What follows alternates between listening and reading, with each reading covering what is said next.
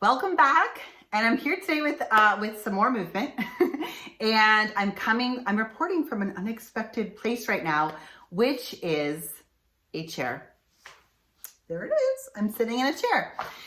For today's movement break or movement session, it's a quick one, and it's going to be done in a chair because as much as I talk about the importance of sort of de-chairing the body and varying our movement and having dynamic work areas, it is simply a fact that I must acknowledge that sometimes we just have to be in a chair.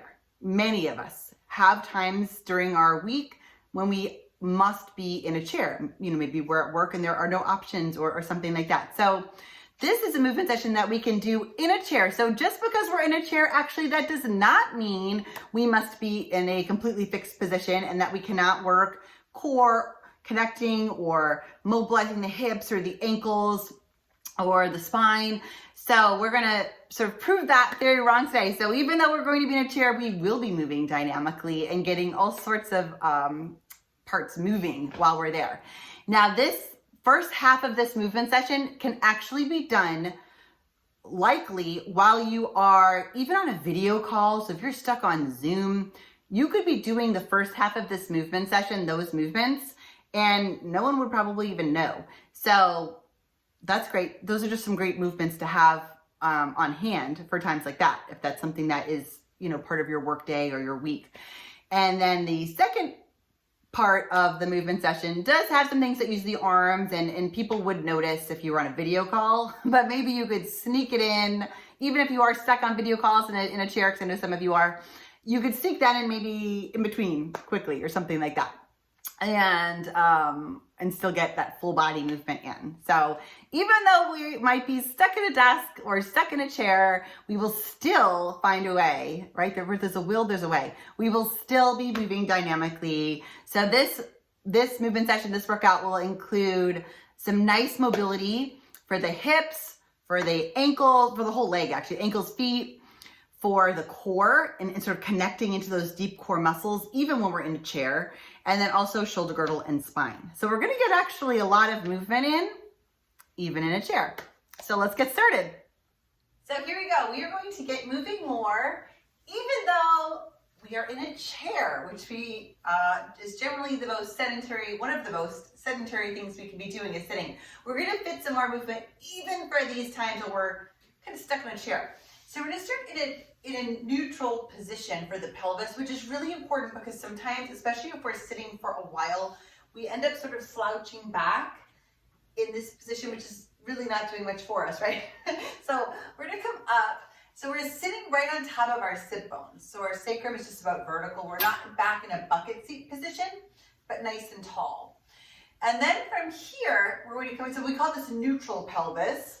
It's generally the way we should be sitting is on top of our sit bones. And then from here, we're gonna get a little core activation going, a little extra, which we're gonna do by coming into what we call an imprint and then releasing back into neutral. And it's very subtle, but it really gets into those core muscles, those deeper core muscles. So I want you to think about bringing your hip, I'm gonna use my hands. You don't have to do this when you're doing it, especially if you're in your office, you don't have to use your hands. I'm just doing it to show. But I'm bringing my fingertips to my hip bones and my thumbs to my bottom front ribs right in front there. And what we're gonna do is using the abdominals, we're just gonna bring the hip bones towards the bottom ribs. So we're coming into a little bit of a posterior tilt with the pelvis and then just back into that neutral pelvis on the sit bones. So we're just using the abdominals, little imprint. And then this wakes the obliques right up, which is really nice because usually we don't think of sitting in a chair as something that wakes the obliques right up. We're gonna come right into those deep core muscles. And right away, if your back is feeling tight, you might almost right away start to feel a difference just by aligning and mobilizing, the pelvis and waking up those core muscles, those back brace muscles, right? Which all tend to kind of go awry when we're in a fixed chair position sometimes. So one more here. Good. And that one we can do, again, these first exercises we can do, and probably even if we have people sitting right next to us or we're on a Zoom call or something, no one's even gonna know we're doing it. So that first one, we just finished it. We're gonna end up back in that neutral position on the sit bones, which is in general, again, how we want to be sitting. Our ribs are right over the pelvis. And then from here, we're just going to straighten the legs out. So right away, we've just lengthened out our hamstrings. And I mean, that tends to be just a really tight spot. So we're going to lengthen out the hamstrings, get out of that knee flexion, and then I'm going to just pull my hips, as you can see. We're going to point and flex the feet. This might be the first video I've ever done wearing shoes. But I just wanted to wear, regular clothes to show, obviously if this is something you might be, at work or something, that probably at work you're, in regular clothes. So these are all things that can be done in regular clothes.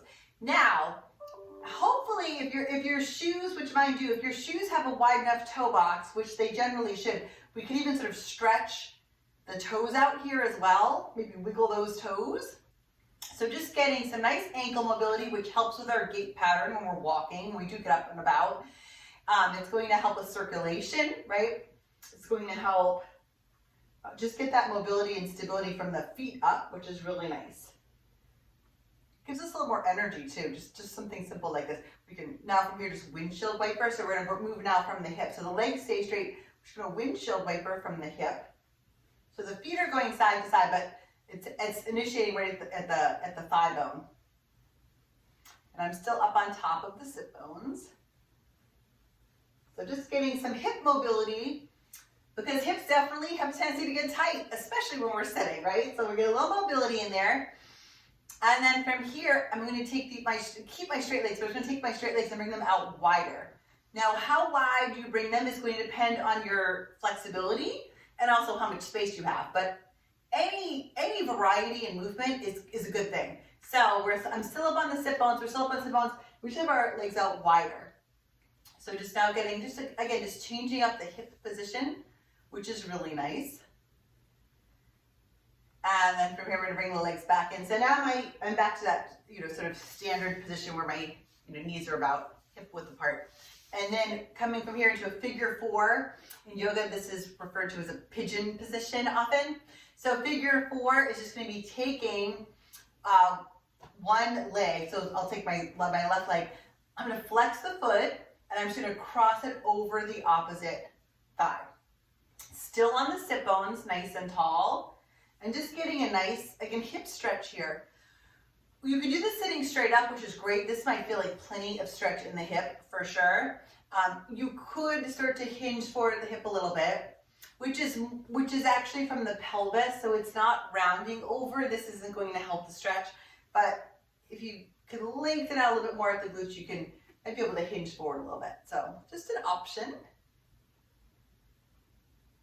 And then we'll do the other side. So same thing, starting in that sort of neutral seated position, and then we'll flex that other foot or ankle. We'll cross it over that opposite thigh, and then just sitting nice and tall. It depends how tight the hip is. The knee might be up more, might be relaxed down more. The joint should feel comfortable, especially the knee. We want to make sure we're not forcing the stretch. We're not starting to force that leg down in a way that the knee feels like it's taking some strain. Joints in everything we do should be nice and comfortable. So we're right up on the sit bones. And again, these are all ones, we're still in that zone where we could be on a video call or, sitting at our desk and no one's probably going to be, even noticing that we are moving more. It's like a secret workout. And then from here, just coming back to center. So now these ones that I'm about to do on a video call probably won't work, but generally we have some time we can sort of fit these in. So this can be a little bit more movement. So we're going to start with a seated twist. Same start position again. And then from here, again, just being mindful of that pelvic position and just coming into a twist. So just from here, keeping the hips relatively still and just thinking about the rib cage, just rotating, whatever range of motion feels good, staying up on the sit bone. So we're not sort of slouching back, but just taking a twist here, whatever feels comfortable for a range of motion. And if you've been sitting for a bit, this will feel really good. Even if you haven't been sitting for a bit, this often feels really good. And then we'll take it to the other side. So just twisting, I'll go back to you for a second. We're just going to twist the other way.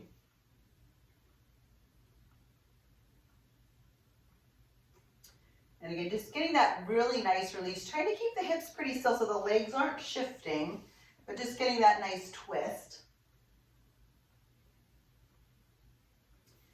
And then coming back, center. From here, we're coming into a side bend. I'm just going to turn my chair to face you, but you can stay wherever you are. I'm just going to turn to show. So from here, again, sitting on the sit bones, noticing a trend there. So we're going to go into a little side bend with some lateral spinal flexion. So we'll just take one arm just up and over. Now, being mindful here that we're not shrugging the shoulder, but we're keeping the neck nice and long. These muscles up here are relaxed. And then coming up and then over to the other side. And same thing, sometimes when that arm comes up, automatically the neck muscles kick in. We're gonna try to keep that relaxed. These muscles can work, but we're gonna try to relax up here. And then that might be enough, or maybe you might be able to be a little more dynamic if you've got a little bit more time. And just kind of coming side to side a few times, just lengthening and strengthening through that side body. Just getting some nice variety of movement through the core. So this is great, again, for the core. It's really nice just to get the arms overhead. That's really nice for our shoulder girdle, for our core, for our breathing. So just maybe getting a little side to side movement here. We call this type of movement, a lot of times we call this mermaid in Pilates. This is like a chair version of mermaid. Makes it sound more magical, doesn't it? And we'll take one more of these to each side. And then I'm actually going to turn my chair back. So again, you can stay wherever you are. I'm going to turn it back just to show the alignment of this. I need a little rotating platform here. So I'm back again, standard neutral seated position. I'm on the sit bones. So this is for a little more lower body, and you can use this anytime you have to get up out of your chair. So I'll do it as a little rep, and I'll kind of show you through. So we're gonna do a squat to get up and down. We have to get up out of our chair sometimes anyway, so we might as well do a squat while we're doing it, right? So we're gonna think about in this one, our shins are vertical, and I'm just, so you can see. So your knees are gonna be right over the ankle. We're not gonna come forward, or we're not gonna be like this, where the knee, see this angle here? We don't wanna be like that. So we're gonna have our shins up and down the whole time. Weights back in the heels. So we're nice and light on those toes. Hopefully they're spread out still in our shoes. And so we're gonna use these muscles back here to just bring us up. So nice, I'm doing it slow motion, but we're gonna think about, see how the knees did not pop forward? They stayed where they were coming up. And then same thing coming down. So I'm gonna keep my knees right over the ankles and come back down. And maybe just come partway down and up, and maybe we can fit some squats in. Down, which is really a great way to energize the body. It's working our biggest muscle groups in a big range of motion. Good. So maybe you can't get away with this, when you're where you are, coming up and down into an obvious set of squats. Maybe you can though. But if you can't, that's fine. Just think about whenever, we have to get up and down of our chair sometimes. So when we're coming up and down, just think about that nice alignment. Keep the shins vertical. Keep the core strong. Keep the glutes and hamstrings pushing us up with the weight in the heels. So we're really getting this work, this length and strength through that posterior chain, even when we get up and down, out of our chair, even if we can't do, a whole bunch of them at once. But maybe we can do a whole bunch at once. So this is great for so many things. Squats are a great natural move. This is sort of like a half squat. And it's a great natural movement. Range of motion is whatever feels good. If you need to stay up here, that's fine too, right? So just go where you can keep your alignment, where you feel comfortable. Knees should feel comfortable. The work should be back here, not in the knees. And maybe 2 more for good luck here. 1 more. And then when we do come up and down, I'm gonna come all the way down one time here. When you come up and down, let's try to do it without using our hands if we can. Maybe we can come all the way down, nice and controlled, without using our hands. And maybe we can't, and that's fine too. We're just gonna use our arms as little as possible and just get those big muscles working. It makes a big difference. Even just a few minutes, throughout the day, getting that in when otherwise we might be sitting or not using those muscles, right? So a little goes a long way when it comes to frequency of movement and breaking up those. Anything we can do to break up a long stretch of being in a fixed position or sedentary is a big help you know, a little goes a long way there. So now from here, those are all the seated ones. I have one stretch that uses the chair, but it's standing. So maybe we can fit this one in too. So I'm gonna come up, I'm gonna show you again, I'm gonna come up, vertical shins pushing through the heels, and I just got like a full squat, right? Without anyone really noticing, I was just getting up, right? And then I'm gonna come around to the back of the chair. And your chair might have a higher back, which is totally fine. I'm gonna scooch my chair forward just so I stay in the screen. I'm just gonna do a nice full body stretch here. So I'm gonna set my feet out a little bit. I'll face you first. I'm gonna set my feet out a little bit wider than hip width here, whatever's comfortable. My feet are still pointing straight ahead. I'm gonna bring my hands onto the chair, and then I'm extending my hips back. So this is a standing L stretch. Now maybe this is enough. You know, it depends how tight we are in the back of the body, right? So this might be plenty of stretch, or maybe, you know, maybe we can come down a little more. So this is stretching the back of the legs, the hips, the back, and the shoulders all at once. We can glide with straight legs, we can glide the hips side to side. That feels okay. Think about kind of wrapping between the hip bones. So we get a nice breath into the ribs, but we have some nice core support here. And if you've been looking at a screen and you have a little bit of tension in the neck, you can also do this by hanging your head if it feels okay in your neck. If it's too much of a stretch, then don't do it, like anything. But if it feels okay, you could even come center and just hang your head like this. Which is just a really nice way, you know, when we're sitting at a desk or just looking at a screen, sometimes the tendency is to kind of have the head come forward from that position, which should be ears over shoulders, right? But we tend to get a little bit like this when we look at a screen. So that's a nice way just to decompress through the neck.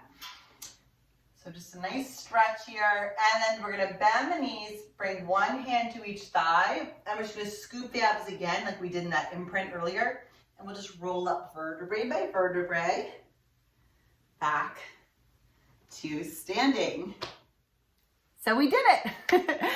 I'm so glad that you chose to do this movement session, because I think it is so important. Sort of in the same way that sometimes it's tempting to not bother moving or exercising because we only have a few minutes. It's also tempting maybe to not move because we're stuck in a chair, right? But now that's no longer the case. So even those times that maybe we are stuck in a chair, we can still keep moving, because it's not just the duration of movement. You know, our movement session doesn't have to be an hour of intensity to matter. Just breaking up those times when we're sedentary or in a fixed position, breaking that up so we're not in a fixed position for such a long stretch is a big deal. It really helps us. So a little, like I was saying in the video, a little goes a long way when it comes to just breaking up any of those times when we are in a fixed position. So I hope you found this helpful. And again, this video actually was inspired by many requests that I received for this type of movement session or workout. So, so if you have any requests for things you'd like to see, certainly let me know. And I look forward to moving with you again soon. Thanks so much.